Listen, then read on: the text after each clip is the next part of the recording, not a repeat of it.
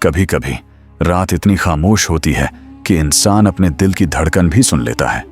लेकिन अरब की उस काली रात में एक आदमी ने खामोशी नहीं बल्कि कुछ और सुना था, कुछ ऐसा जो इंसान को नहीं दिखता लेकिन उससे डरता हर कोई है।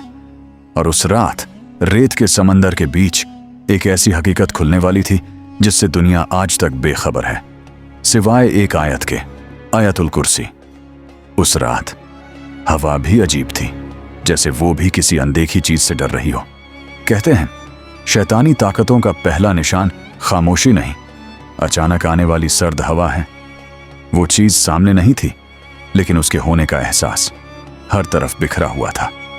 जिन चीजों को इंसान नहीं देखता, कभी कभी वो बहुत करीब खड़ी होती हैं। मुसाफिर खड़ा होता है, डर उसकी आंखों में है लेकिन उसके लफ्जों में यकीन। वो धीरे से पढ़ता है, अल्लाहु ला इलाहा इल्ला हुआ। जैसे ही आयत के पहले शब्द निकलते हैं, हवा रुक जाती है, रेत नीचे गिर जाती है, साया पीछे हटता है। इस दुनिया में एक आयत ऐसी है जिसकी ताकत को सुनकर अदृश्य दुनिया पीछे हट जाती है। जिसे अल्लाह बचा ले, उसे फिर कोई छू नहीं सकता।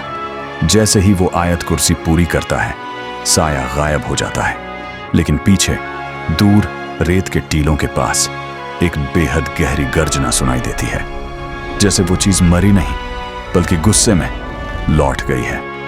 उसे क्या पता था, ये तो बस शुरुआत थी। अगली रात वो चीज वापस आएगी, लेकिन इस बार अकेली नहीं।